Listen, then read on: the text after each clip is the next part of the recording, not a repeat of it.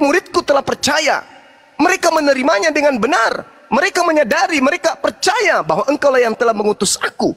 Berarti menurut pengakuan Yesus, seabrek firman yang telah diberikan Yesus kepada muridnya, menjadikan muridnya sampai ke finish. Murid-murid percaya Yesus itu utusan, Yesus itu Mesias, Yesus itu Rasul, Yesus itu Nabi. Selesai. Begitu juga Yesus. Yohanes 11:42. Aku tahu engkau selalu mendengarkan aku ya Bapa. Kepada orang-orang yang banyak yang mengerumuni aku di sini, aku telah mengatakannya kepada mereka, supaya mereka percaya bahwa engkaulah yang telah mengutus aku. Yesus mau agar Yesus dipercaya sebagai utusan Tuhan. Yesus menyampaikan firman Tuhan, berhasil. Murid-muridnya percaya dia adalah utusan Tuhan. Yesus bersaksi bahwa segala pekerjaan yang lakukan, pekerjaan itu yang bersaksi juga bahwa Yesus adalah utusan Tuhan. Jadi segala sesuatu, ruang lingkup kurikulum pengajaran Yesus dan murid-muridnya satu hati satu kata. Yesus itu adalah Rasulullah. Yesus itu adalah utusan Allah. Yesus itu adalah Mesias yang datang di tengah-tengah Bani Israel. Lalu kapan Yesus mau dipercayai menjadi Tuhan itu sendiri? Kapan itu terjadi? Kapan? Di mana Yesus mau dipercayai sebagai Tuhan itu sendiri? Di mana? Memperoleh hidup itu artinya dibangkitkan ke jannah, ke surga. Hidup kekal itu adalah mereka percaya engkau satu-satunya. Dan aku juga dipercaya sebagai utusanmu. Itu konsepnya hidup yang kekal. Hidup kekal itu maksudnya dibangkitkan masuk ke dalam surga. Bukan bangkit dari kubur. Orang kafir, orang ateis, orang munafik, orang taat, orang saleh, orang beriman, semuanya akan dibangkitkan. Tapi ada lagi kebangkitan yang aslinya bangkit. Yaitu surga. Nah, syarat masuk surga apa? Percaya kepada Yesus bahwa Yesus adalah Rasul. Sementara Anda percaya kepada Yesus, Yesus itu adalah Tuhan itu sendiri. Agak tuh sekira sederhana Bung ya. Silakan Anda gunakan akal saudara. Sekali-sekali kalau selama ini yang Anda paparkan kan doktrin dogma, nikmatnya iman aliran kepercayaan bernama Advent itu seperti itu. Tapi tolong sekali-kali gunakan akal dan data. Sekira begitu sementara di sini sudah azan, saya mau pamit ibadah dulu 10 sampai 15 menit. Silakan sahabat-sahabat yang lain dinaikkan. Terima kasih Saudara Fira. Saudara. Oke, makasih ya, brother. silakan. Masih ada tapi tunggu. Pengikut jalan lurus. Saya tambahi. Tadi Anda menyinggung nama saya. Saya ini jarang ngomong. Ngomong ya. Tadi Anda ngomong gitu ya. Ini saya kasih satu beberapa jawaban ya. Jangan berdongeng tentang Tuhan yang mati terkapar lalu bangkit sendiri dan membangkitkan seperti berputar-putar. Jika data dan dalil tidak ada, bagaikan mencari ketiak ular.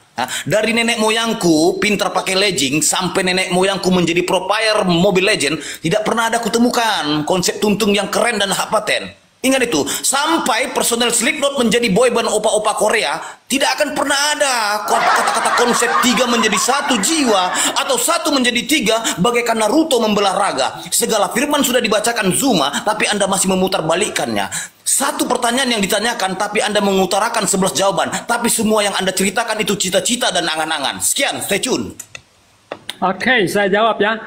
Di dalam dalilnya, ya saya bacakan dalilnya ya, supaya kita jangan ada dusta di antar kita. Ya, saya bacakan sekali lagi ya. Yohanes pasal 6 ayat 38 mulai. Sebab aku telah turun dari sorga, bukan untuk melakukan kehendakku, tetapi untuk melakukan kehendak Dia yang telah mengutus aku. Dan inilah kehendak Dia yang telah mengutus aku, yaitu supaya dari semua yang telah diberikannya kepadaku, jangan ada yang hilang, jangan ada yang binasa, jangan ada yang masuk neraka ya, tetapi supaya ku bangkitkan pada akhir zaman. Coba Anda tunjukkan satu dalil dalam Al-Quranmu. Apakah ada satu oknum yang bisa membangkitkan orang di akhir zaman kecuali Allah? Aku adalah yang awal dan yang akhir. Al-Hadid ayat 3, dialah yang awal, dia yang akhir. Apakah ada yang mengatakan, siapa yang berfirman, aku adalah yang awal dan yang akhir? Siapa yang berfirman di Al-Hadid ayat 3, dialah yang awal dan yang akhir? Jangan melebar sampai ke sana, jangan melebar. Anda tidak memahami isi Al-Quran. Jangan melebar sampai ke sana, saudaraku. Sekarang Anda membacakan tadi. Saya pertanyaan satu sama saya pertanyaan, coba Anda jawab. Apa arti kehendak? Apa definisi kehendak? Silakan. Kehendak yaitu keinginan yang harus keinginan Allah. Ya, keinginan Allah. Ya, betul. Betul. Keinginan Allah, kehendak Allah. Bukan Menuruti keinginan hukum. si Yesus. Keinginan Allah menuruti hukum. Yaitu Menuruti 10 hukum. Ya, betul. Sama manusia. Ya. Ini siapa yang Pak, didengar ini? saya pendukung Siapa Bapak yang ini. mau didengar ini? Hah? Siapa yang mau didengar Saya ini? dulu dengan Kaisar, Ibu. Saya dulu dengan Kaisar. Ayo. Yang saya pertanyakan, kehendak itu apa? Keinginan ya? Keinginan siapa itu Kehendak sekarang? adalah keinginan yang diinginkan oleh Bapa di surga. Oleh Bapa. Kenapa sama si Yesus? Anda bilang. Kenapa Anda framing Ya, Yesus? karena apa yang Yesus lakukan itu adalah kehendak Bapaknya di surga. Makanya dia Nah, lakukan. otoritas tinggi dari siapa? Otoritas tertinggi dari siapa? Bapaknya di surga. Bapaknya di surga. Fix sudah. Jangan memutarbalikkan lagi. Itu kehendak dari yang di atas. Bapaknya. Aku telah diberikan kuasa di dunia dan di surga. Memangnya kenapa? Ya, Jadi di dunia iya. juga. Mau apa kamu kalau dia kuasa sudah diberikan? Tapi bukan kuasa itu bukan diberikan kepada Muhammad. Kuasa itu tidak diberikan kepada Abraham. Jangan melebar. Jangan melebar ke sana. Jangan melebar sampai ke sana. Kita berbicara tentang fakta ini, brother. Kuasa itu tidak diberikan kepada Jibril. Kuasa itu tidak diberikan kepada malaikat. Coba Anda cari, apakah kuasa di dunia dan di akhirat diberikan kepada Jibril? Nggak ada, brother. Sampai kiamat Anda tidak bisa menemukan itu. Apakah ada yang akan membangkitkan orang-orang mati di akhir zaman? Tidak ada, kecuali Yesus. Karena Yesus itu adalah Allah juga. Al-Hadid, dialah yang awal, dia yang akhir. Anda mau percaya tidak? Yang penting saya bawa bukti. Saya bawa dalil, bukan ngarang. Oke, Bang Kaisar, di sini ya. Silakan Bu, silakan Bu. Ya, itu yang saya katakan tadi. Saudara Kristen ini ya seperti penjual obat gitu ya. Anda mengambil Al-Quran untuk mendudukkan manusia Yesus. Padahal Anda tahu, tak ada ucapan Yesus itu yang dia ucapkan dari dirinya sendiri. Akulah awal, akulah akhir. Itu siapa yang dimaksud? Dirinya atau Tuhannya? Dirinya atau Tuhannya? Di dalam kitab wahyu yang Anda bawa, inilah wahyu Yesus Kristus yang dikaruniakan Allah kepadanya. Kalau dipaksakan kitab wahyu ini sebagai firman Tuhan, oke. Tapi ternyata Yesus ini menerima wahyu. Sama seperti Nabi Muhammad. Innani anallah. Sesungguhnya aku ini adalah Allah. Tidak ada Tuhan selain aku. Berarti kalau saya mengikuti pola pikir saudara, Nabi Muhammad itu adalah Allah. Tidak ada Tuhan selain Nabi Muhammad. Tapi sangat disayangkan, apa yang diucapkan oleh Nabi Muhammad itu adalah firman yang diperintahkan oleh Allah untuk ia sampaikan.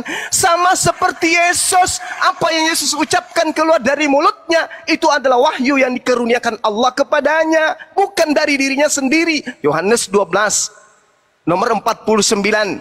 Aku tidak berkata-kata dari diriku sendiri. Apa yang aku katakan adalah apa yang diperintahkan untuk aku katakan dan aku sampaikan. Nomor 50-nya. Dan firmannya itu adalah hidup yang kekal. Bukan Yesus yang hidup yang kekal, tapi firman yang keluar dari mulut Tuhan yang diperintahkan untuk Yesus sampaikan kepada Bani Israel. Coba kita lihat. Jangan kamu takut. Aku adalah yang awal. Akulah yang akhir dan yang hidup dan yang telah mati. Apa ini? Yesus mengaku, aku yang hidup dan aku yang telah mati. Pencipta alam semesta tidak pernah mengalami kematian. Yesus hanya mengutip ucapan Tuhan. Inilah wahyu Yesus Kristus yang dikaruniakan. Itu satu. Yang kedua, mari kita lihat dari sisi lainnya. Siapa penulis kitab wahyu ini? Ini kebohongan yang nyata. Ada kebenaran, ada kebohongan di dalamnya. Apa bukti kebohongannya? Kita lihat pengakuan Yesus. Adalah lebih baik aku pergi. Sebab kalau aku tidak pergi, maka roh kebenaran itu tidak akan datang kepadamu. Ternyata Yohanes atau penulis daripada kitab Wahyu mengaku bahwa dia menerima kesaksian yang diberikan oleh Yesus. Dengan kata lain, yang datang ke Pulau Patmos memberitakan semua tulisan Yohanes, penulis Yohanes ini, itu adalah Yesus. Sedangkan Yesus mengatakan, yang datang setelahku adalah roh kebenaran, bukan aku. Yohanes 16 nomor 7. Adalah benar yang kau katakan, lebih baik aku pergi, sebab kalau aku tidak pergi, roh kebenaran itu tidak akan datang, yaitu penghibur. Berarti yang datang setelah Yesus bukan Yesus. Yang datang setelah Yesus adalah seorang penghibur. Seorang penghibur. Seorang yang disebut sebagai roh kebenaran. Nah, sedangkan Yohanes mengaku bertemu dengan Yesus. Kebohongan.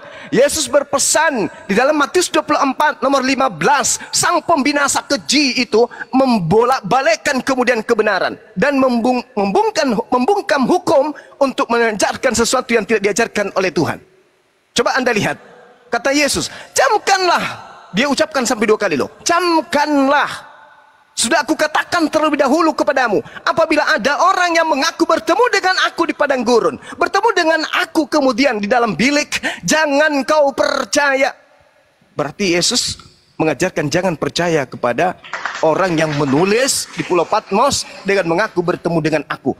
Enak dia, seenak perut dia mau menulis, Yesus berkata, EGP. Yang penting saya percaya kepada Yesus. Bahwa ketika ada orang mengaku bertemu dengan Yesus, kata Yesus, jangan kau percaya. Percaya dong saya kepada Yesus. Saya tidak mau percaya ketika ada orang Kristen atau orang Islam pergi ke Mekah, bertemu dengan Yesus, bermimpi salat tahajud, kemudian dia bertemu dengan Yesus. Saya tidak percaya. Kenapa? Yesus telah memberikan pesan, jangan kau percaya, jangan kau terima, jangan kau imani. Sebab aku datang nanti di akhir zaman dengan ditandai cahaya bersinar dari timur sampai ke barat. Jadi kami nggak percaya. Pemberitaan tentang Yesus datang, berfirman kepada Lukas, berfirman kepada Markus, berfirman kepada Yohanes, berfirman. Kami tak percaya. Kenapa? Kami lebih percaya ucapan Yesus. Jangan kau percaya ketika ada orang mengaku bertemu dengan aku. Ada Mesias di sini, ada Mesias di sana. Jangan kau percaya. Sebab kedatanganku nanti ditandai. Di akhir zaman, ibarat laksana kilat yang menyambar dari timur sampai ke barat. Itulah tanda-tanda kehadiranku di dunia. Jadi tanda-tanda yang dikatakan bertemu dengan Yesus di padang gurun. Siapakah engkau Tuhan? Akulah Yesus. Oh, nonsen, jangan dipercaya. Kata siapa? Kata Yesus. Di mana tertulis? Matius 24 nomor 15 sampai nomor 23. Nah, tuh, saya kira begitu sampai nomor 27, sorry. Saya kira begitu sebagai penutup dari saya. Silakan sahabatku yang ingin melanjutkan karena saya mau ibadah. Salam satu Tuhan, salam tauhid, salam satu Tuhan. Jayalah Islamku, jayalah Indonesiaku. Assalamualaikum warahmatullahi wabarakatuh. Waalaikumsalam. Saya tanggapi. Jadi Bro Suma, jangan Anda samakan Muhammad dengan Yesus. Wah, jauh itu. Bagaikan langit dan bumi perbedaannya. Muhammad kan dia saat ini dikubur, tetapi Yesus itu sudah di surga. Dan di dia surga, guys. Di surga cuma nantinya. Yesus yang nantinya akan membangkitkan Muhammad dan akan menghakimi Muhammad. Semua di langit ini akan bertekuk lutut kepada Yesus. Adakah satu oknum yang akan menghakimi dunia ini? Tidak ada. Kecuali Yesus. Hanya Yesus. Semua akan tertekuk lutut. Coba Anda baca di Matius, Coba Anda baca Matius. Anda bilang ini wahyu, ini karangan. Oh, jangan seperti itu, brother. Ya, memang Yesus kan katakan, kalau ada orang mengatakan, oh ada Yesus di bilik, memang jangan percaya. Tetapi wahyu ini adalah wahyu dari Tuhan, dari Allah. Jadi kami harus percaya.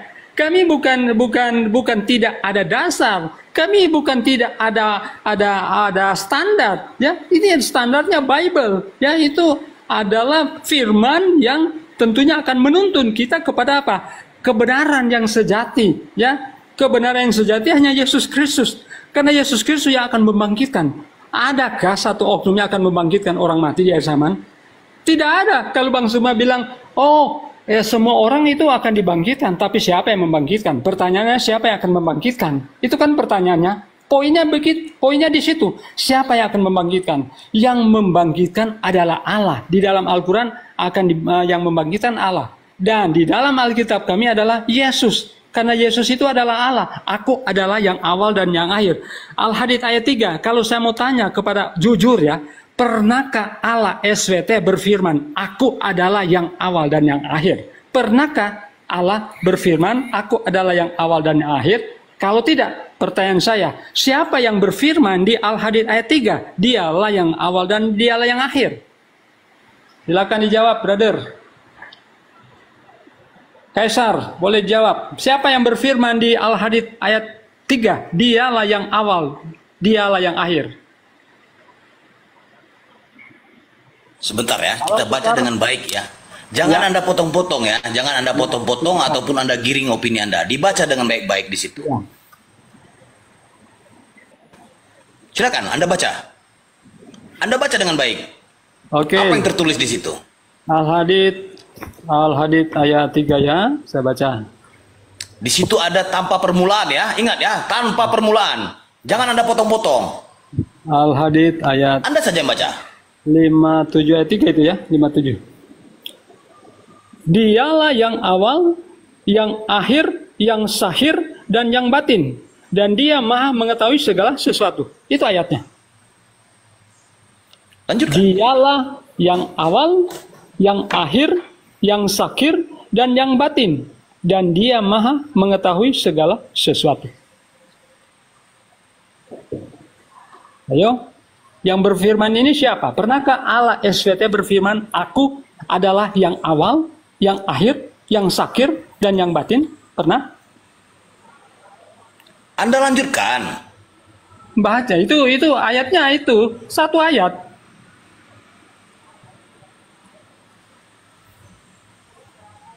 Sebentar ya. Di sini Anda sudah memotong-motong di sini. Saya tidak memotong. Ini saya tidak memotong, Pak.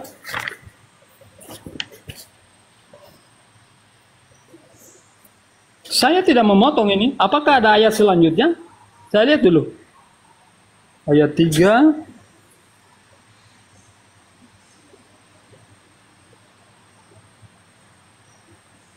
Apakah ada kelanjutan ayatnya? Baca dari awal, baca dari awal. Jangan Anda potong. Jangan Anda yang Anda suka Anda comot. Jangan begitu. Baca dari awal. Jawab, Pak. Itu perkataan siapa? Jawab aja. Baca dari awal. Darmi, Anda itu wanita dilarang untuk berkhotbah. Ingat. Ini perkataan siapa? Intinya itu. Ini firman dari siapa? Pernahkah Allah SVT baca dari awal? Anda membawa opini, Anda baca dari awal. Jangan hanya yang Anda potong di situ. Coba Anda baca dari awal. Maksud Anda baca awal dari mana? Ayat baca berapa? Al-Hadid itu dengan full. Ayat berapa? Mulai dari ayat berapa? Maunya? Anda comot sesuka hati. Saya tanya, oke, saya ikuti. Anda mau saya baca dari ayat berapa? Halo. Baca dari awal. Baca dari awal, dari 1 sampai 29. Oke, 1 sampai 29. Oke, saya baca. Apa yang di langit dan di bumi? Al-Hadid 1 sampai 29, ingat. Oke, ya saya akan baca. Apa yang di langit dan yang di bumi bertasbih kepada Allah. Dialah yang maha perkasa, maha bijaksana. Ayat 2. Miliknya lah kerajaan langit dan bumi. Dia yang menghidupkan dan mematikan. Dan dia maha kuasa atas segala sesuatu. Ayat 3. Dialah yang awal, yang akhir, yang sakir, dan yang batin. Dan yang maha mengetahui segala sesuatu. Ayat berapa ya? Ayat 4. Saya baca di ayat 4. Dialah yang menciptakan langit dan bumi dalam 6 masa. Kemudian dia bersemayam di atas arsy. Dia mengetahui apa yang masuk ke dalam bumi dan apa yang keluar dari dalamnya. Apa yang turun dari langit dan apa yang naik ke sana. Dan dia bersama kamu di mana saja kamu berada. Jadi, dan dia bersama kamu di mana saja kamu berada. Jadi, dia di sini. Stop di situ.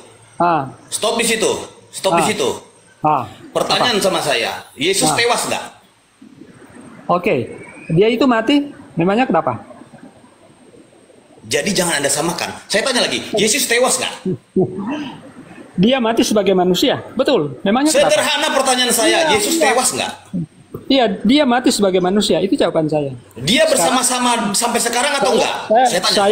Saya kenapa? Kenapa Anda gagu? Kenapa Anda dia tewas, iya, dia tewas. Dia masih bersama-sama Anda nggak sampai sekarang? Oke, saya baca Matius ya. Saya baca Matius. Oke. Saya baca Matius. Lucu Anda itu. Ya, sebentar. Jangan dulu. Senang, brother. Matius 28 ayat 19. Tidak senang melawan Anda itu Karena cukup dengan pergilah, kayak anak-anak tuh. jadikanlah semua bangsa muridku Anda dan comot-comot baptislah semuanya. mereka di dalam nama Bapa dan Anak dan Roh Kudus. Dan ajarlah mereka melakukan segala sesuatu yang telah kuperintahkan kepadamu. Dan ketahuilah, aku menyertai kamu senantiasa sampai pada akhir zaman. Hah? Siapa yang membangkitkan? Siapa yang menyertai kamu sampai akhir zaman? Sama kan ini? sampai sekarang masih. Yesus. Dari mana korelasinya itu sama? Ini dalilnya, Dari mana brother. itu korelasinya sama? Saya tanya, di mana yang samanya? Anda kan mau bertanya, di mana Yesus? Di mana korelasi yang sama? Coba Anda tunjukkan korelasi yang sama di mana? Mana dalilnya Allah SWT berfirman, aku adalah yang awal dan yang akhir. Itu saja. Kalau tidak, saya akan pamit. Mungkin Budarnya akan Kenapa lanjut. Anda pamit? Saya bilang, saya mau tanya sama Anda, Yesus tewas, Allah tewas. Saya sudah katakan dia mati sebagai manusia. Makanya ada ayat dengan matinya sebagai Bang. manusia. Apa Darmi, Anda wanita, Anda dilarang berbicara. Oh Di tidak. gereja Anda tidak. dilarang, dimanapun Anda dilarang, jangan bicara. Kita berbicara. Sekarang pertanyaan saya sederhana. Itu bukan. Masa Jangan pergi, Aku bukan berkhotbah. Kita debat, kita diskusi. Oke. Berdiskusi dengan saya satu-satu. Saya nggak mau campur-campur dengan wanita. Saya mau pamit. Kemana Saya mau mau pamit? Kenapa Boleh pamit? lanjutkan dengan- Saya mau mencari korelasi Anda. Saya kejar Anda. Saya kejar. Aku kejar itu. Diam, aku Ini tidak saya mau berdebat titip. dengan wanita. Aku Ini tidak mau berdebat dengan wanita. Saya hanya mau titip, mau Kenapa? titip. Cari dalil dalam Al-Quranmu, Allah SWT pernah berfirman, aku adalah yang awal dan yang akhir. Itu titipan saya. Memenjarakan Saya boleh, mau pamit. berdiskusi nggak boleh. Jangan pergi, Ya, ada jangan salah pergi, kata. jangan pergi, jangan pergi dulu. Aku ada mewakili. Kenapa Anda pergi? Saya Maaf bilang ya, Yesus saya itu mau pamit tewas. ya. Kenapa Tuhannya Terima tewas? kasih. Kenapa pergi? Aku menjawab bang. Izin ya Darni ya. Saya tidak mau berdebat dengan wanita. Loh, memenjarakan boleh. Kalau memenjarakan wanita Siapa? boleh. Saya tidak pernah memenjarakan wanita. Itu Anda memfitnah kemarin saya. aku lapor penjarakan si Darni. Kok bisa? Siapa itu siapa? Eh, Bukan saya itu. siapa ini? Itu Siapa Kenapa itu? bisa di Anda memfitnah lagi. Kalau Ya, Anda bukan kenapa memfitnah. opini ini suka memfitnah Itu ya? ada Suka videonya memfitnah, ya? itu, ada videonya. Kami Kenapa simpan itu. tante? Aku waktu Kenapa, berdiskusi Tante? sama, tunggu dulu. Aku Saya berdiskusi sama tidak Uni mau Ripa. berdiskusi dengan wanita.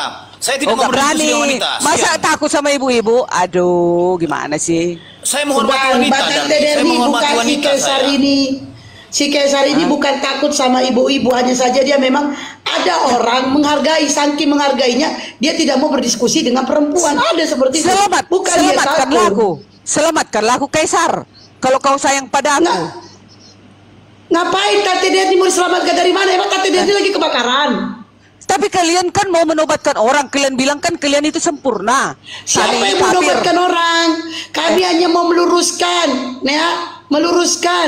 Itu tadi Tante Ya, mengatakan luruskanlah aku. Aku kan udah bengkok. Luruskanlah kenapa dia lari. Si Kaisar kok nggak mau. Si kan sudah dibilang si Kaisarnya tidak mau, paham nggak bahasa Indonesia? Si Kaisarnya tidak mau, bukan tidak mau, bukan. Jadi ngapain aku kalian naikkan ke atas kalau kalian nggak mau berdiskusi sama perempuan? Kenapa nggak kalian? Karena ada aku yang nggak mau diskusi kan Kaisar. Kita diam semua para lelaki. Tunggu dulu. Ayo kita dua. Tante Derni, tanya dulu tadi, kenapa Tante Bilda dibahasa lapor-lapor? Siapa yang melapor? Gini, waktu aku diundang Julius di roomnya kemarin, aku kan udah lama nggak mau diskusi, udah malas karena takut berdosa, nanti jadi emosi, nanti jadi menghujat kan begitu. Nah, Dokter Akal kan jarang live nih, dia baru mau live, kali diundanglah ibu, tapi ibu nggak mau diskusi ya. Aku bilang kita hanya ngobrol-ngobrol santai bu, kata si Dokter Akal. Oke, naik. Ternyata Bang Luga di atas, Akhirnya udah singkat cerita kami sudah asik-asik, tiba-tiba Umi Ripa naik Umi Ripa. Aku mau berdiskusi sama Bu Darnia katanya. Oke. Habis itu singkat cerita berdiskusi duluan lah si Umi kan, si Ripa 5 menit. Oh, Tuhan kalian rasis, Tuhan kalian memperbudak, Tuhan kalian ini dan macam lah itu ya kan. Namanya setelah Umi Ripa, giliran Ibu Darni 5 menit. Nah, saya katakanlah begini. Karena silap kata-kata Ibu di situ, datang di bawah penonton 15.000 orang. Salibkan si Darni, penjarakan si Darni, laporkan si Darni. Kenapa bisa dilaporkan? Kalau di sini diskusi kok kalian nggak kasih, kok nggak mau sih? Siapa tadi? Siapa itu tadi Bang? Apa itu? Kaisar. Biasanya sama aku dia baik. Biasanya sih Kaisar. Oke, gini Tante Derni. Makanya kenapa orang-orang mengatakan lapor, tangkap. Karena Tante membawa suatu perkataan tidak ada datanya. Jadi kalian membawa data? Kalau kalian membawa data, kalian hujat jelas kami membawa data. Mana jelas itu? Siapa bilang itu jelas? Jelas. Assalamualaikum warahmatullahi wabarakatuh. Waalaikumsalam. Ayo. Kamu Tante tanya. Oke, aku duluan ya. Aku ya. Ya, silakan. Aku. Diam ya. Jangan ada yang bicara 2 menit. Siapa yang bicara? Darni, saya mau ngomong sebentar. Saya mau ngomong sebentar. Lama kali. Saya mau ngomong sebentar. Diam dulu. Silakan. Darni, saya mau ngomong sebentar. Ya. Darni, apa sebab Bang Cesar tidak mau berdiskusi sama Anda? Oleh karena Bang Cesar itu tahu kalau Kristen itu paling bodoh kalau diikut berdiskusi, makanya dia nggak mau layani kamu. Kamu kalau berbicara di dunia memang pintar, tapi kalau bicara masalah agama, Kristen itu paling bodoh. Oh, kalian juga lebih bodoh. Kalian lebih bodoh lagi. Kalian lebih bodoh. Itu gini. Macam mana kayak gini? Bahasa apa ini? Saya turunkan. Saya turunkan. Udah. Ya, kalau orang kayak gitu saya turunkan. Oh ya, turunkan kayak gitu. Aman kok di sini. Ya. Ngapain? Gak usah 2 menit tiktokan aja. Ya, kalau bahasa kayak gitu saya turunkan. Udah cepet. Aku yang bertanya ya, bertanya ya. Pertanyaan. Jadi dulu jawab dulu. Di mana kami ini ya berkata tidak membawa data, itu yang tadi kita ini bahas. Tante kan saya bilang, Tante Derni. Yang kalian udah aku yang kalian tak bawa data. Tante kan bilang, sebentar dulu. Tante kan bilang kenapa yang dibawa itu netizen bilang 1.500 orang mengatakan tangkap salibkan Tante Derni, karena Tante membawa statement tidak ada data, sementara kami membawa data. Nah, Tante tadi bilang membantah itu. Oke, sebutkan satu kami yang berbicara tidak membawa data. Yang mana kami katakan? Silakan. Oke, satu. Udah, satu kalian tidak bawa data. Kalian membilang Yesus disalibkan di tiang jemuran. Mana tiang jemurannya? Kedua, kalian bilang Yesus diserupakan sama si Judas disalibkan. Mana ayatnya di Alkitab? 2 saja dulu, jawab. Tuh, sekarang saya katakan, Sepi, yang disalibkan itu orang baik apa orang jahat? Jawab dulu pertanyaanku. Kalian bilang yang Yesus itu disalib baik apa orang jahat, Tante? Makanya jawab dulu pertanyaanku. Kalian bilang Yesus disalib di tiang jemuran. Mana datanya? Kalian bilang Yesus diserupakan Judas. Udah? Mana datanya? Oke, saya bilang ya, saya tidak tahu data di mana tiang jemuran. Pertanyaan saya, disalib di tiang mana? Ya, sekarang jawab. Ya, Yesus, sekarang jawab. Sekarang jawab, Yesus disalib di tiang mana? Sekarang jawab, Yesus disalib di tiang mana? Ayo. Jadi sudah nyerah. Tunggu dulu. Ya, sekarang jawab, Yesus disalib di tiang mana? Jawab. Dilkan dulu ini, dilkan satu-satu. Berarti gak ada datanya kan? Gak ada datanya Yesus disalib di tiang jemuran. Iya, gak ada tiang jemuran. Oke, gak ada. Tunggu, gak ada datanya. Gak ada datanya. Tunggu. Si Judas. Sekarang di mana datanya? Yesus disalib di tiang apalah, terserahlah. Mana datanya? Ayo, dengar. Dengar dulu. Tadi satu, Yesus tak ada datanya disalib di tiang jemuran, gak ada data. Kalian berdusta ya. Nah yang kedua, si Judas gak ada diserupakan menjadi salib. Jawab dulu, gak ada ini data. kita selesaikan satu dulu. Yesus disalib. Jawab dulu satu yang di awal itu, yang pertama. Yesus itu disalib di tiang mana? Clear ya, kalian pendusta ya. Itu semua gak ada ya. Udah clear, tapi jawab clearnya. Yesus disalib di tiang mana, Tante? Kalian jangan mengatakan Yesus disalib di tiang mana. Yang jelas ada ayatnya. Dengar. Mana datanya? Yesus disalib di tiang jembatan, di tiang mana, terserah mana. Datanya, ayo. Yesus ada tercatat disalibkan. Mau disalibkan di mana? Di tiang mana? Disalibkan di tiang mana? Di tiang mana? Yang jelas dia disalibkan. Di tiang mana? Kalau menurutmu di mana disalib? Kalau menurutmu di mana disalib? Di laut kah? Lah kok malah Atau di nanya? api? Kutanya kau dulu, di mana kalau disalib? Di laut atau di api? Di mana? Kan Berarti tante di- tadi Dengar kita kelirkan dulu.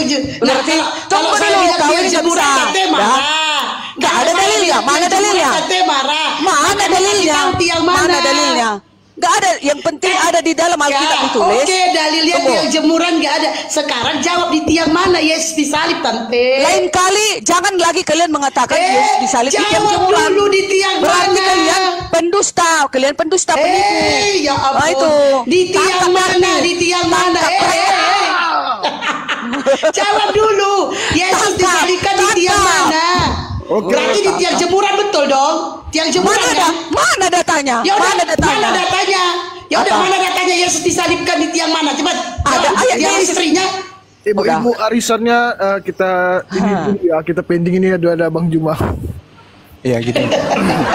Jadi terkait dengan ungkapan teman-teman ya bahwa Yesus itu disalib di tiang jemuran itu maksudnya itu adalah simbol Kristen itu mirip tiang jemuran itu maksudnya. Nggak ada itu, nggak ada. Kalian penipu, nggak ada itu. Nggak ada. Tunggu dulu. Nggak ada.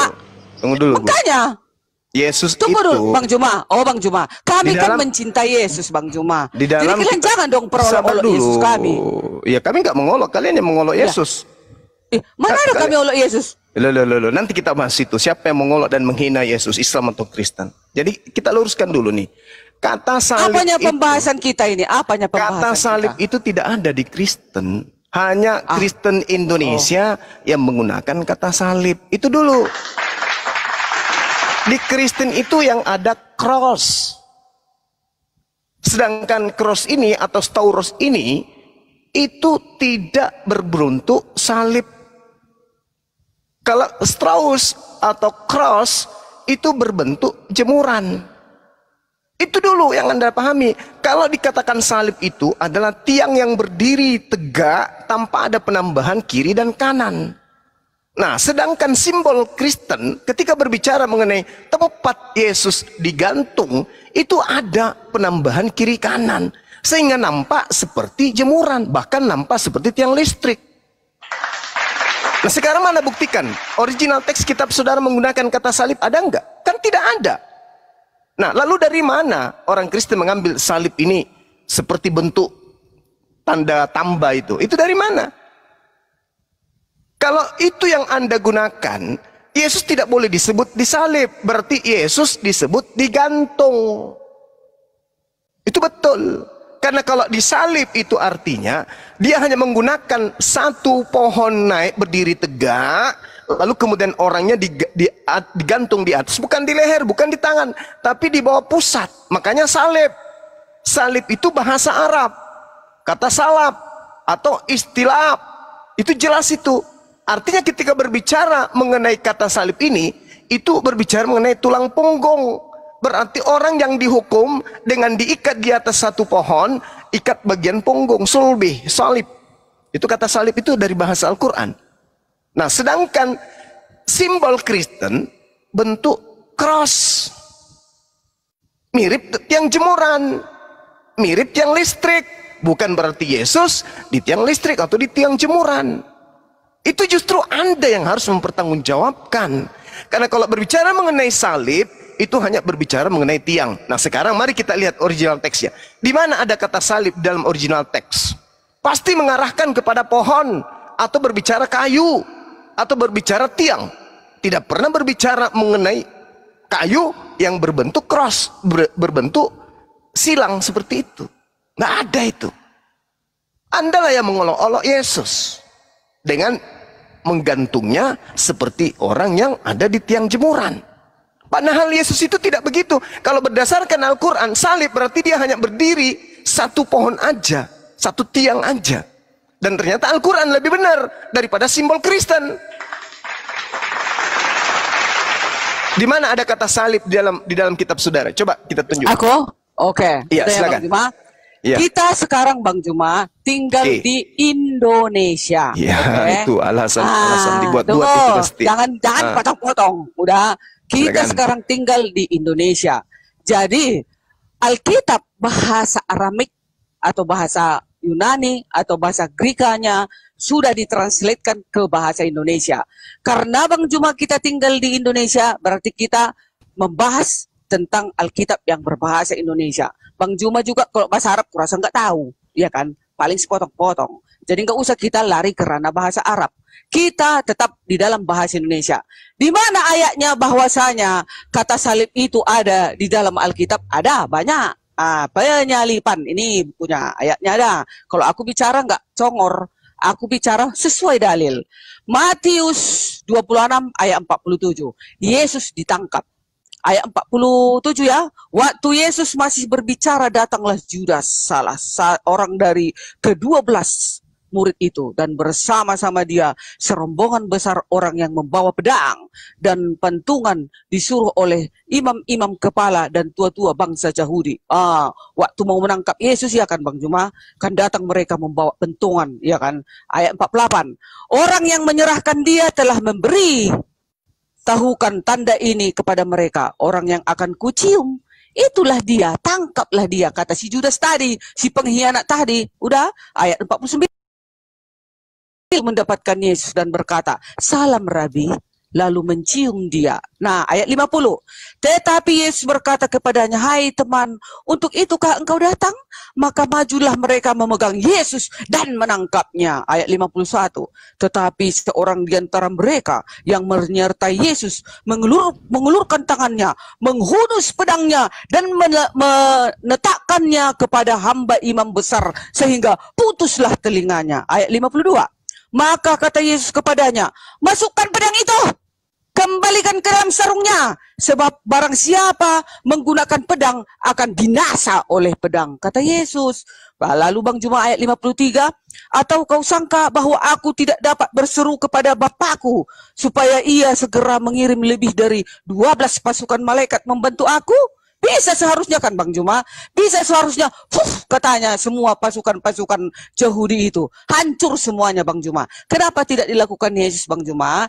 Hanya harus harus menggenapi kitab Taurat, ya kan? Harus menggenapi nubuatan-nubuatan yang tertulis di kitab itu. Oke, ayat 54. Jika begitu, bagaimanakah akan digenapi yang tertulis dalam kitab suci?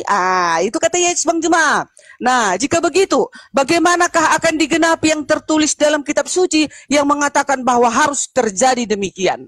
Itu Bang Juma, harus terjadi. Bukan nggak bisa ditamparkan Yesus semua itu semua. Sekali hembus itu, mati semuanya. Ayat 55 Bang Juma.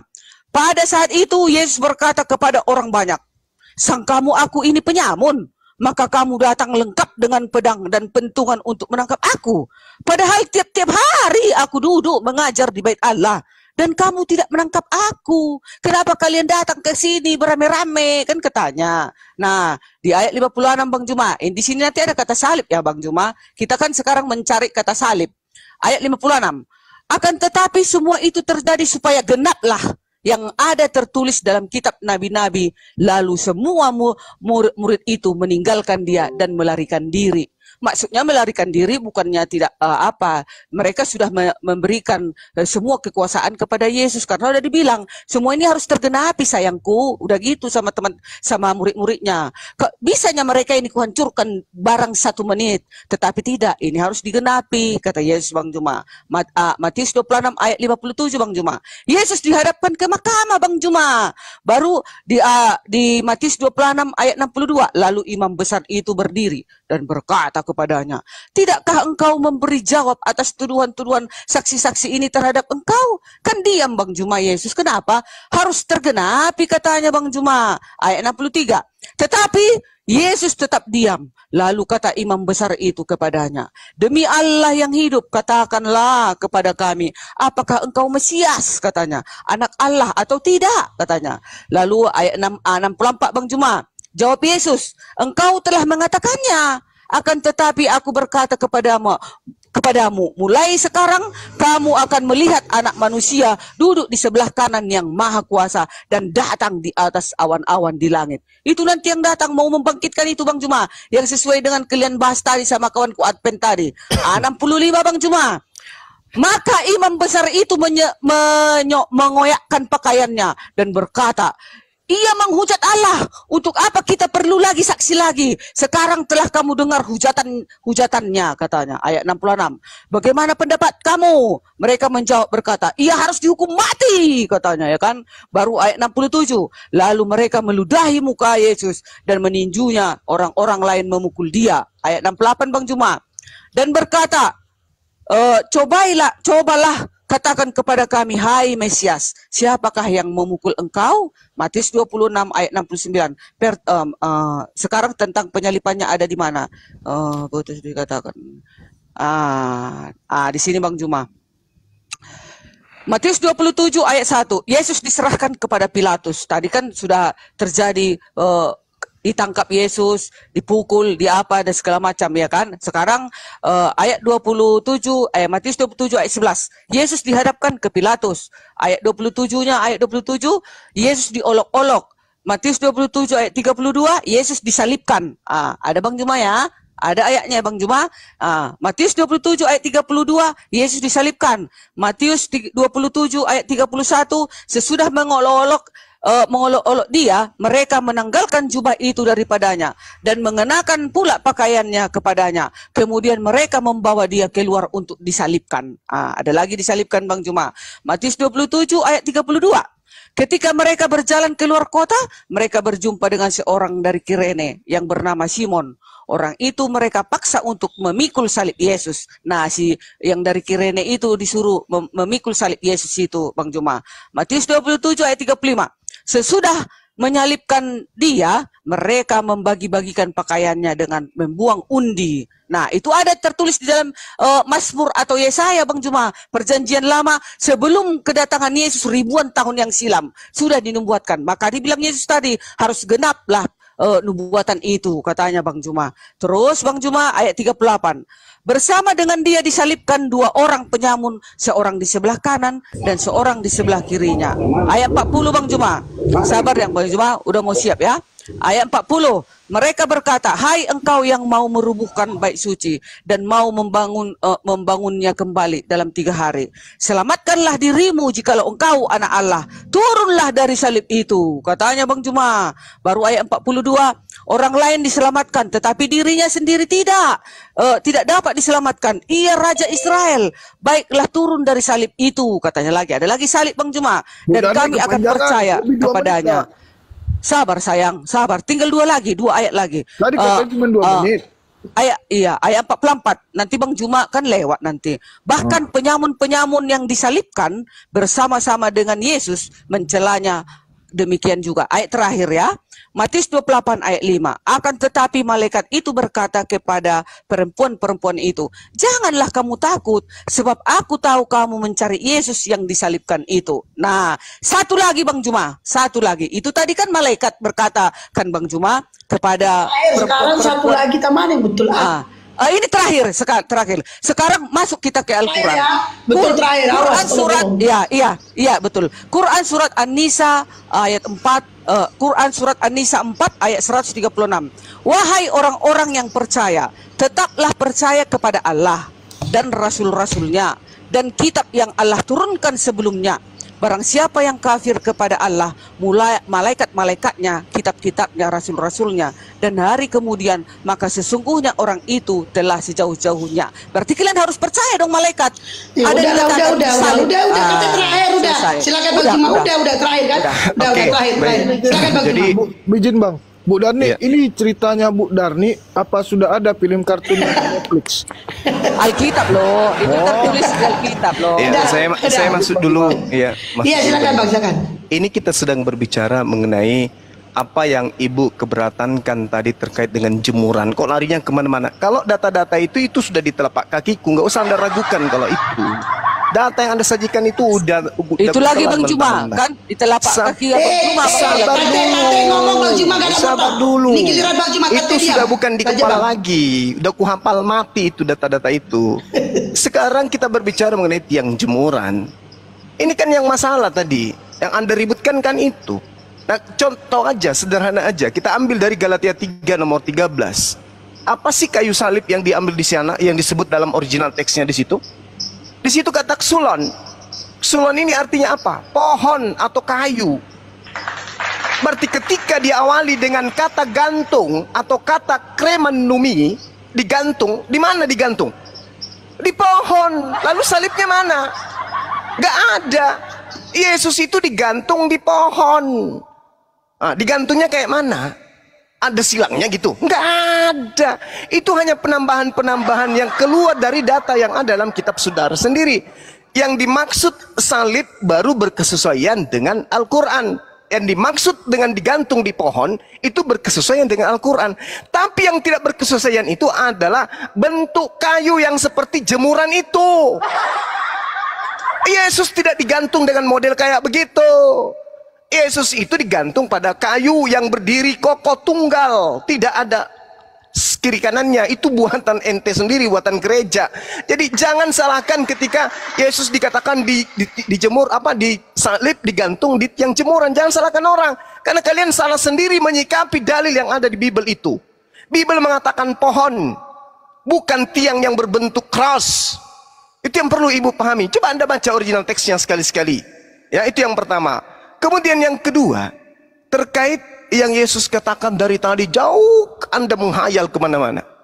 Yesus mengatakan harus digenapi tentang Yesus yang tertulis di nubuatan-nubuatan yang ada dalam kitab Taurat, kitab Mazmur, dan kitab para nabi.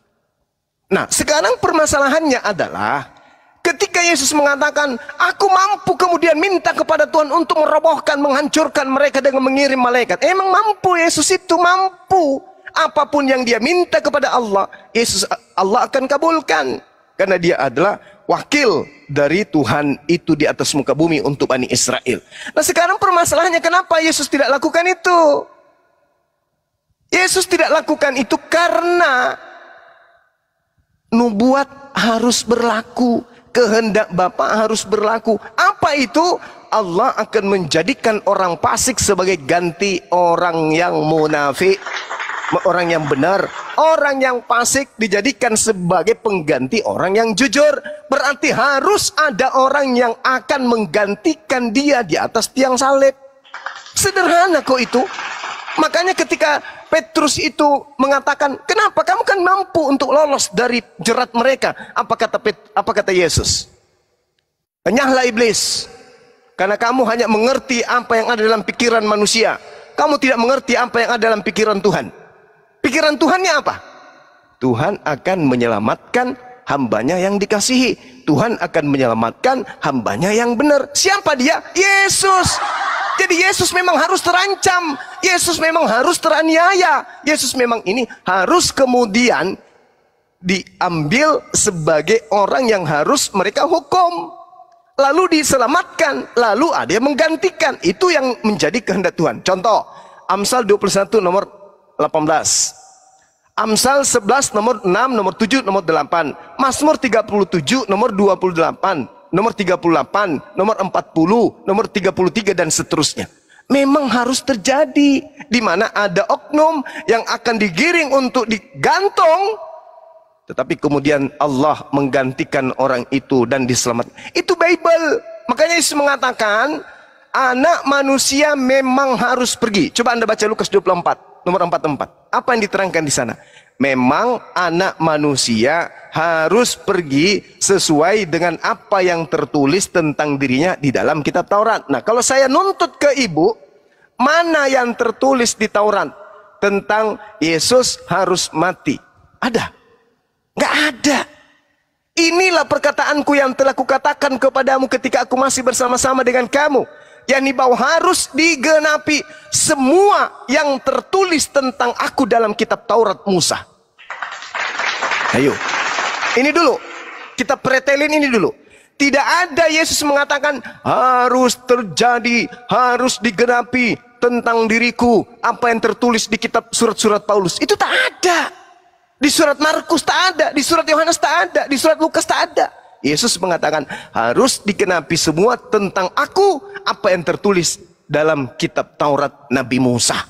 Apa yang tertulis dalam kitab Nabi Musa? Apa? Jangan kau membunuh orang yang tidak bersalah. Jangan kau bunuh orang yang benar. Nah sekarang menurut Taurat Nabi Musa, Yesus ini orang benar, Yesus ini orang tidak bersalah. Menurut Taurat Nabi Musa, bolehkah Yesus dibunuh? Itu dulu.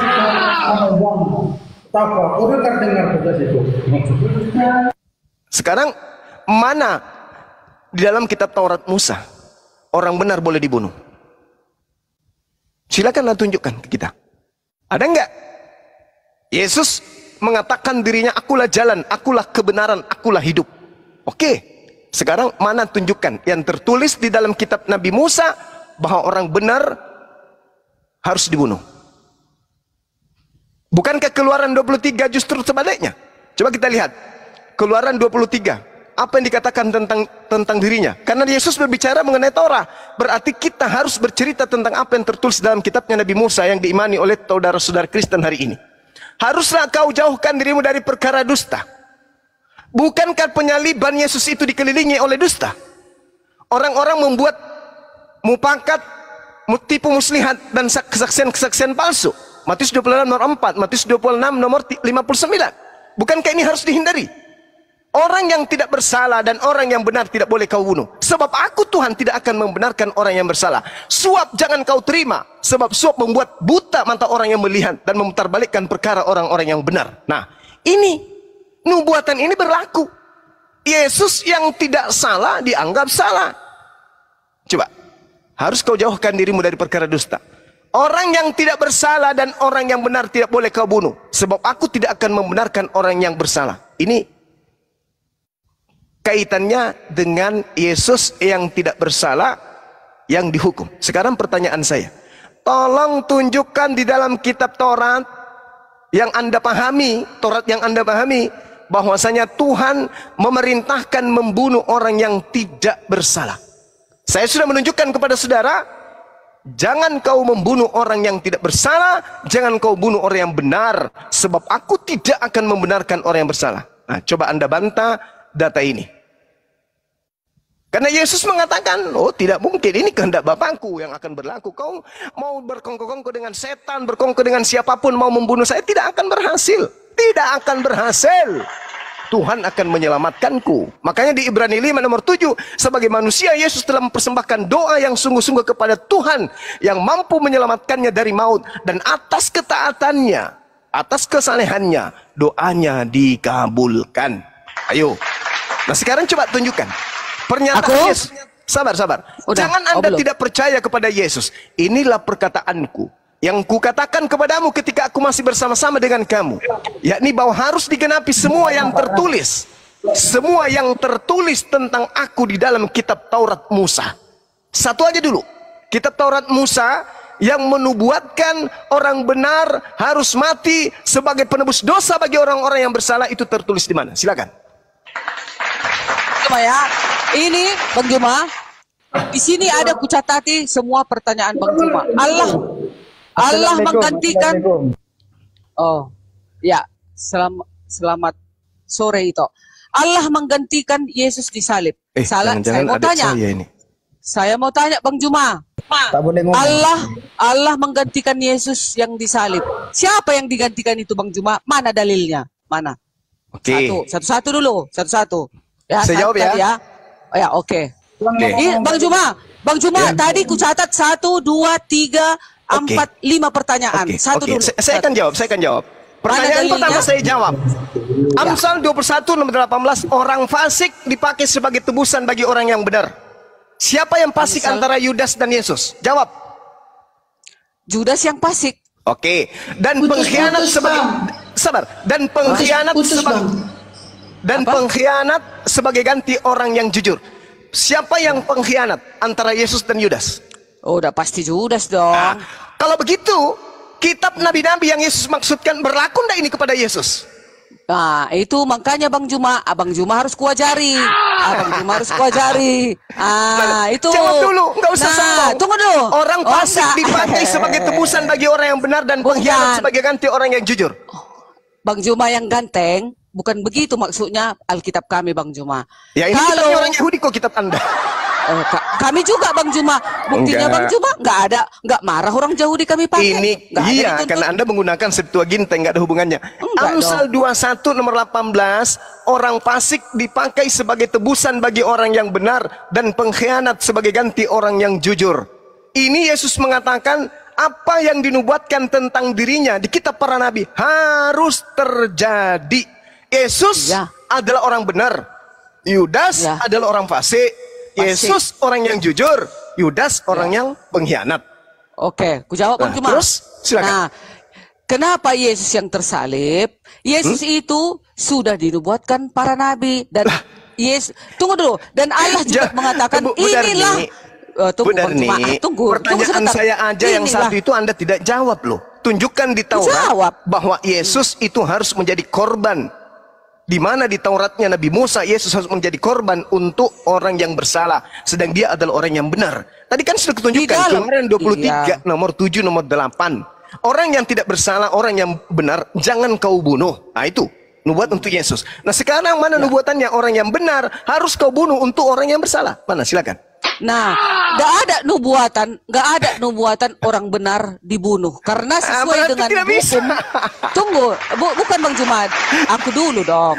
Berarti Jadi tidak di hukum bisa. ke-6, di hukum 6 jangan membunuh itu maksudnya itu hukum itu untuk sesama manusia. Tetapi penyalipan Yesus bukan itu artinya Bang Juma. Penyalipan Yesus ini adalah sebagai bukti untuk menyelamatkan, menebus manusia Ya. itu, memperdamaikan manusia itu kepada Bagaimana Sang Pencipta. ceritanya? Bagaimana Gitu. ceritanya bisa mendamaikan sementara itu melanggar firman Ya. Tuhan? Jangan kau membunuh Yesus. Enggak ada Sebab ditulis apa? seperti itu Bang Juma. Yang ditulis Yesus- jangan membunuh untuk sesama manusia. Dengarkan, Kalau Bu Darni. Yesus itu